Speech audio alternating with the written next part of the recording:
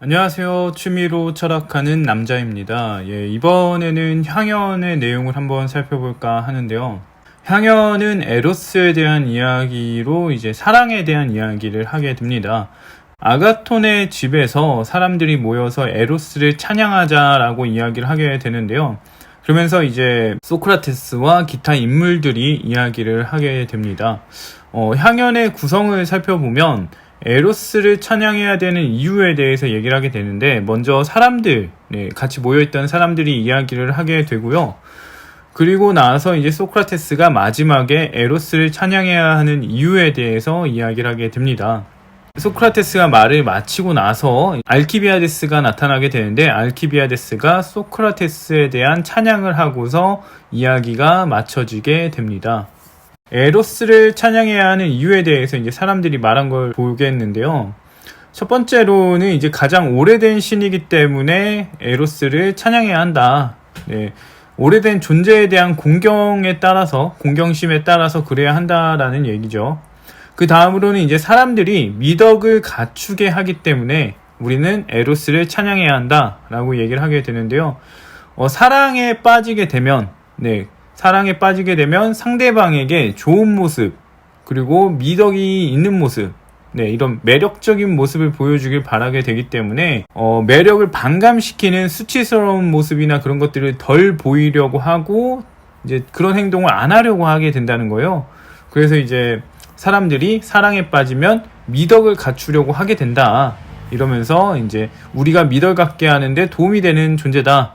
그러므로 에로스를 찬양해야 한다 라고 얘기를 하는 거죠.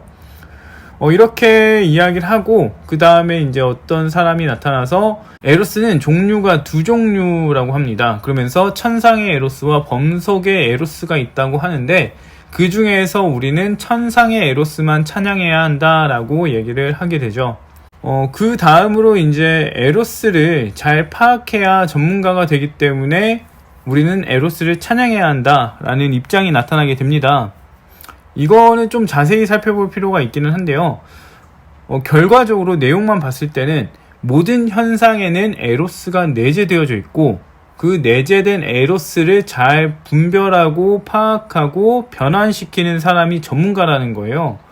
그래서 이 의미로만 봤을 때는 에로스를 찬양해야 하는 이유가 아니라 에로스의 가치를 얘기하는 부분인 것 같아요. 그래서 에로스가 어떻게 우리의 삶에 적용되고 있는지, 어떤 기술이나 이런 거에 적용되고 있는지를 설명하고 있는 것으로 보여지기 때문에, 기술에서 어떻게 접근할 수 있는지를 얘기하고 있기 때문에 크게 찬양해야 하는 이유라고 보여지진 않지만 일단은 그렇게 얘기가 나오고 있고요. 그 다음으로는 에로스가 인간을 행복하고 온전하게 만들기 때문에 이제 우리가 찬양해야 한다라고 얘기를 합니다. 이 부분에서는 이제 원래의 인간은요, 지금 현재 두 발 두 손으로 다니는 이 존재 두 명이 하나의 존재였다고 하는 거예요. 그러다가 이제 제우스에게 이제 벌을 받아서 반으로 갈라지게 되는데, 반으로 갈라지니까 원래 하나였던 그 형태가 되고 싶은 거예요. 그래서 이제 각각의 존재들이, 두 발 두 손을 가진 존재들이 이제 서로 계속해서 만나려고 노력을 하게 되는데, 이럴 경우에 이제 원래 모습으로 돌아간 것이기 때문에 행복하고 온전해지게 된다. 그리고 그런 모습으로 나아가려고 하는 것이 바로 에로스이기 때문에 에로스는 우리를 행복하고 온전하게 만드는 것, 그래서 우리가 찬양해야 하는 것이다 라는 얘기를 하게 됩니다. 그리고 마지막으로 에로스는 아름답고 훌륭한 성품을 가진 존재이기 때문에 우리가 찬양해야 한다라고 얘기를 하게 되는데요. 그 특징을 살펴보면 아름답고 젊고 우아하고 부드러운 존재이면서 유연한 존재라고 합니다. 그렇기 때문에 우리가 싫어할 이유가 없죠, 외적으로 봤을 때. 그리고 성품을 봤을 때도 정의롭고 절제할 줄 알면서 용감하고 지혜롭기 때문에 에로스의 성품 자체도 흠결이 없습니다. 그렇기 때문에 우리는 이런 존재를 찬양하지 않을 수가 없다, 이런 이야기를 하게 되죠. 이렇게 사람들이 에로스를 찬양을 하니까 소크라테스는 찬양하기 위한 찬양 같다고 하면서 에로스에 대한 진실을 자신이 말하겠다라고 얘기를 하게 됩니다.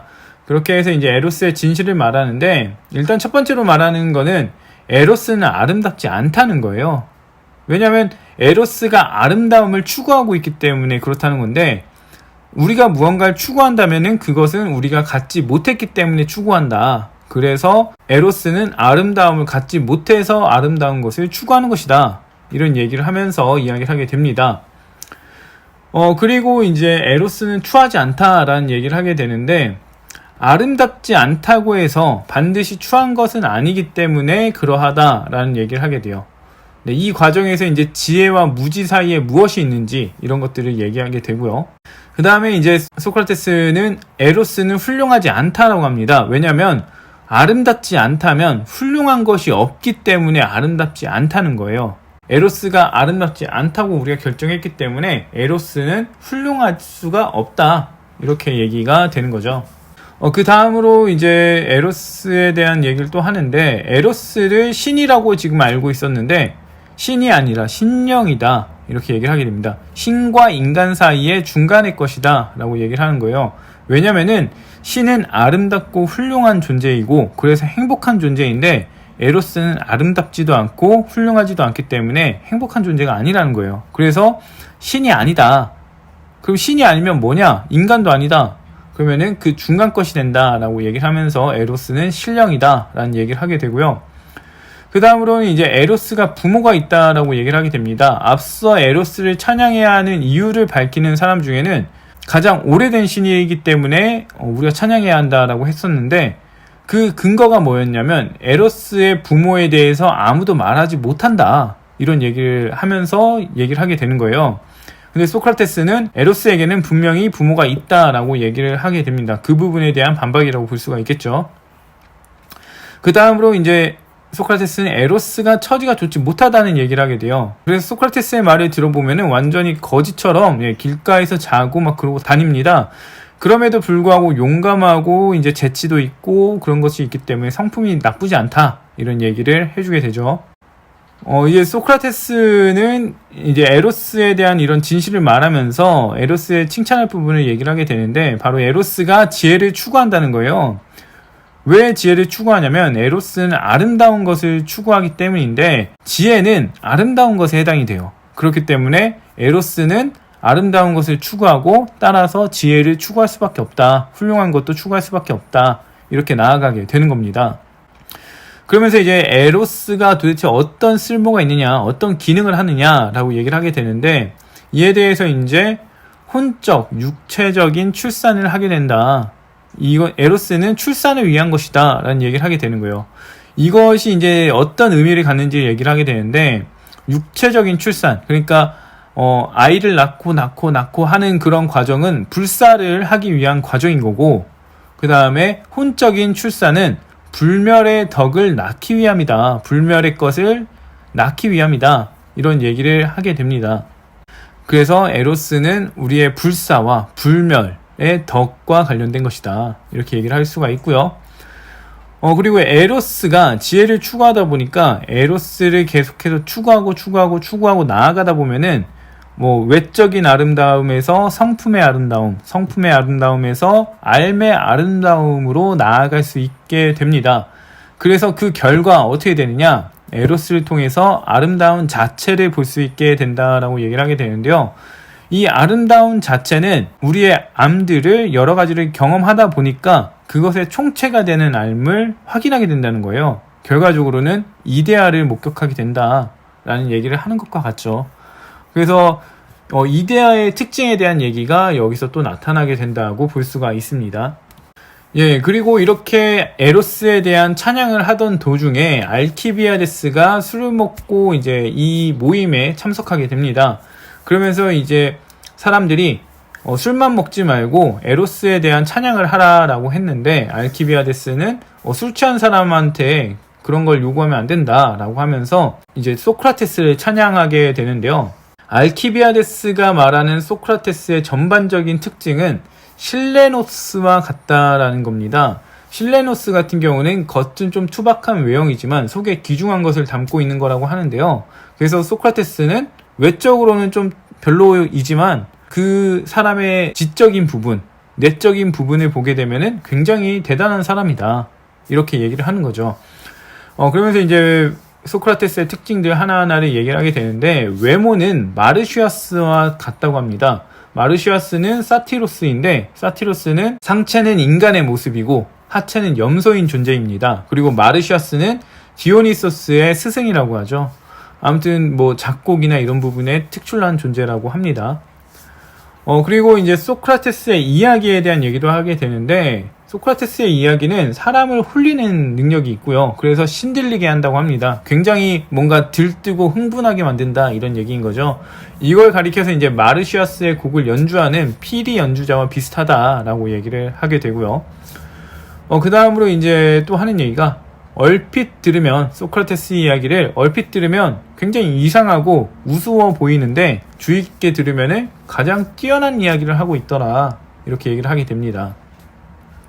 그래서 이런 이야기를 들으면은 굉장히 흥분되고 고조되고 이렇게 된다라고 얘기를 하는 거죠. 그리고 소크라테스의 성품에 대해서 얘기를 하게 되는데, 이제 연동과의 사랑, 이런 측면에서 봤을 때 고답한 성품이라고 합니다. 고답하다는 거는 저도 이번에 처음 알게 된 단어인데, 속물적인 거를 추구하지 않고 그런 걸 동떨어져서 고상함을 추구하는 것이라고 이제 볼 수가 있는 것 같아요.